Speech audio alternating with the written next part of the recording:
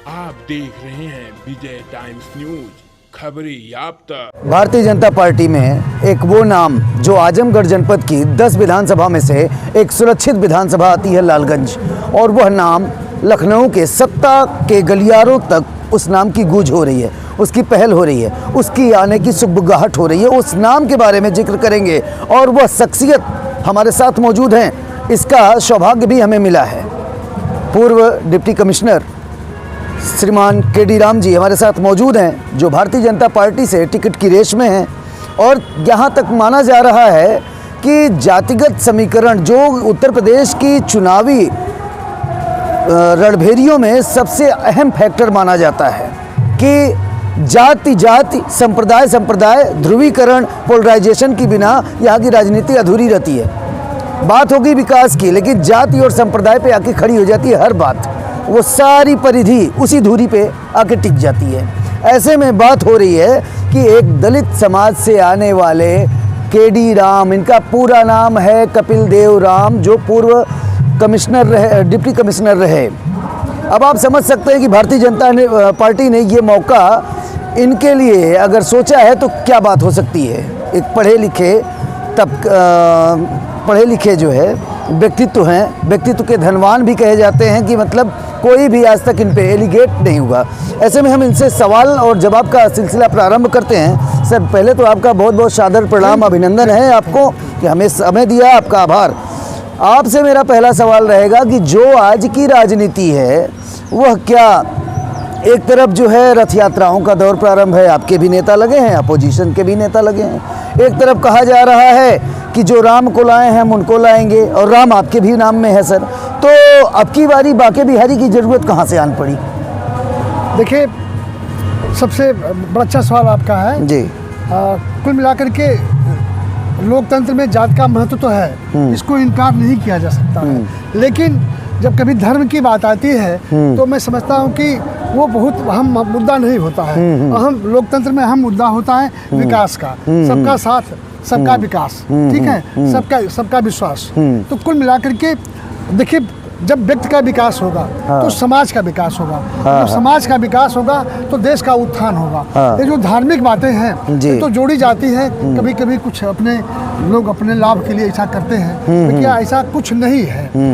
आपके सरकार के वर्तमान मुख्यमंत्री श्रीमान योगी आदित्यनाथ जी महाराज, जिन्होंने उनका एक धार्मिक चेहरा ही है, जिनको धर्म, हिंदू धर्म, सनातन धर्म, हिंदू हृदय सम्राट, बहुत सारी उपाधियां मिली हैं, और वो कहते हैं कि डॉक्टर लोहिया कहा करते थे, उन्होंने कहा था एक एपिसोड में आपकी अदालत रजत शर्मा के साथ, उन्होंने कहा था कि डॉक्टर लोहिया ने कहा था कि राजनीति एक अल्पकालिक धर्म है और धर्म एक दीर्घकालिक राजनीति है।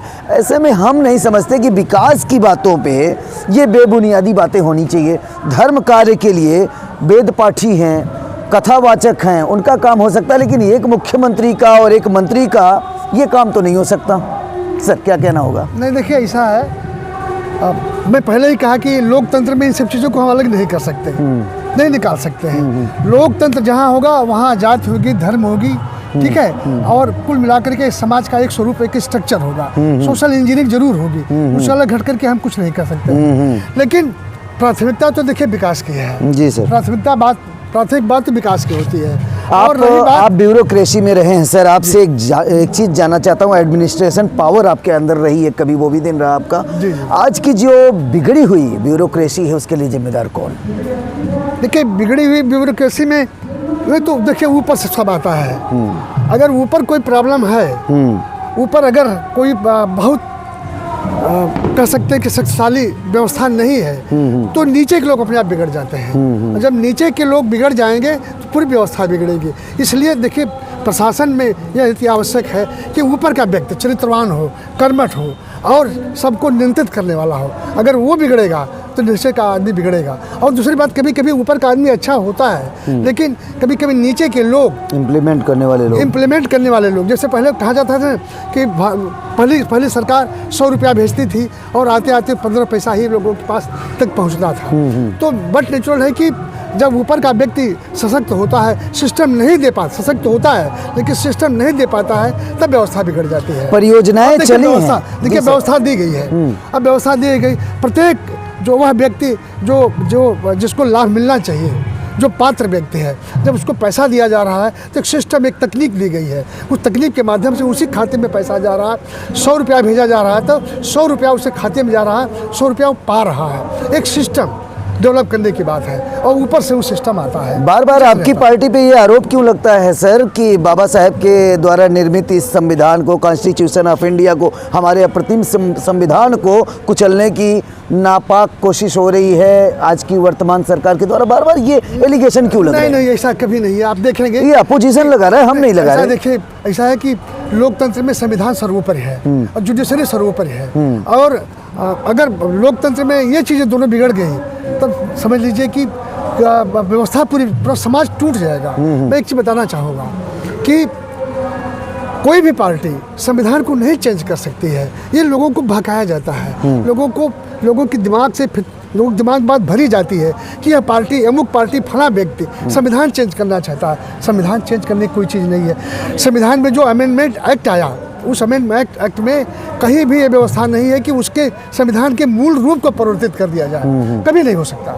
मूल रूप को अगर परिवर्तित करेगा तो जो हमारे सुप्रीम कोर्ट है वह कस्टोडियन है, वो गार्जियन है। सुप्रीम कोर्ट देखने की कोशिश करती है कि हमारे कॉन्स्टिट्यूशन का जो मूल स्वरूप है वो तो नहीं बिगड़ रहा है। जब वो बिगड़ता है, अगर किन्हीं वजहों से हमारी जो जुडिशरी, जो CJI हमारा चीफ जस्टिस ऑफ इंडिया, अगर वो कहीं इसमें थोड़ा शिथिल हो गया तो जो हमारा बार है वो बार जिन्हें नहीं देता है। तो कुल मिलाकर जो बार है और जो बेंच है ये कभी भी कॉन्स्टिट्यूशन को चेंज होने नहीं देगा।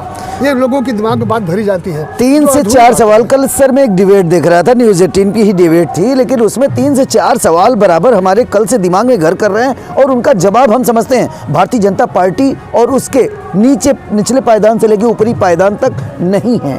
वो सवाल क्या है दोस्तों, मैं बता दूँ। मौलाना साद पर उड़ाई गई वो अफवाहें, वो 500 मरकज के जमाती कहाँ चले जाते हैं आखिरकार जब पूरे भारत को घरों में बंद कर दिया जाता है? वो किसान जो कल तक मवाली थे, खालिस्तानी थे, आखिरकार हमारी सरकार ने माफ़ी किससे मांग लिया? जो 14 महीने का आंदोलन रद्द हो गया, समाप्त हो गया। ऐसे में बहुत सारे ऐसे सवाल थे सर।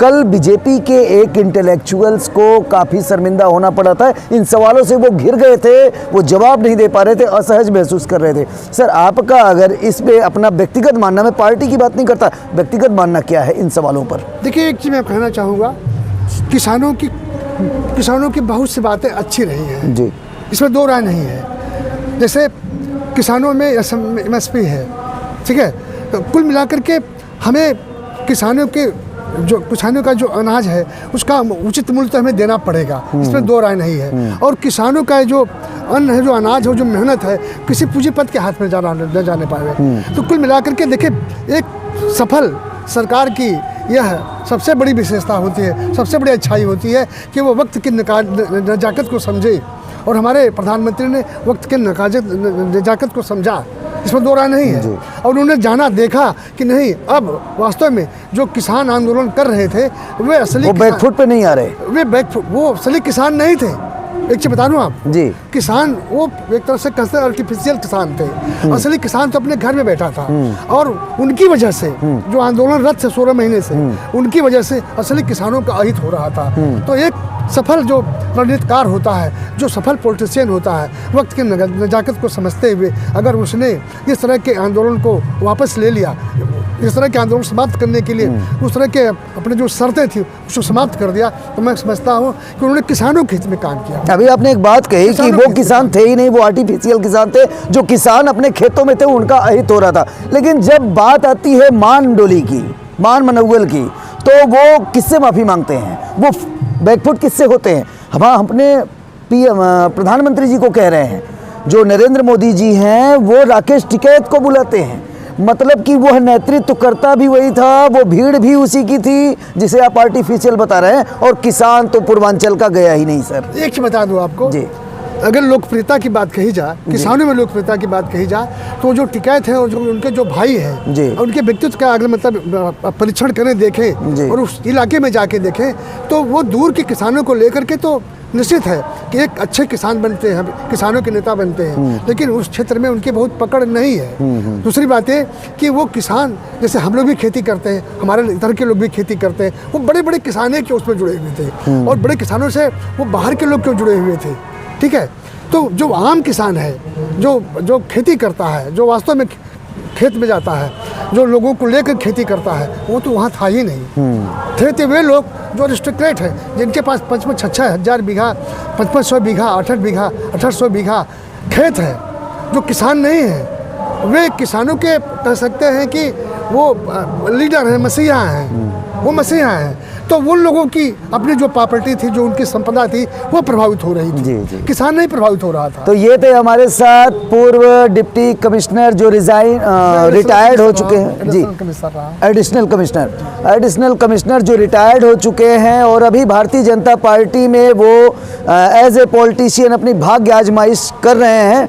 आने वाले दिनों में क्या वो उनकी मेहनत रंग लाती है, ये देखने वाली बात होगी। लेकिन हम लगातार आज जो इनसे बात करके मुझे संतुष्टि मिली है, जो संवाद चला है, जो डायलॉग्स चले हैं, वो काफ़ी मज़ेदार मुद्दों पर थे और लाजमी थे, गंभीरतापूर्वक उसका जवाब मिला है। इससे हम सहमत हैं और सहमति व्यक्त करते हैं। आगे भी हम इनसे रूबरू कराते रहेंगे। दीजिए इजाज़त, करिएगा हमारा इंतजार। जय हिंद, जय भारत। सवाल बहुत अच्छे थे, बहुत सार्थक थे, कुल मिलाकर के आम आदमी से जुड़े हुए थे, संविधान से जुड़ा हुआ था। अपने आसपास की खबरों को देखने के लिए हमारे चैनल को सब्सक्राइब करें तथा बेल आइकन को प्रेस करना ना भूलें, ताकि हर खबर पहुंचे आप तक।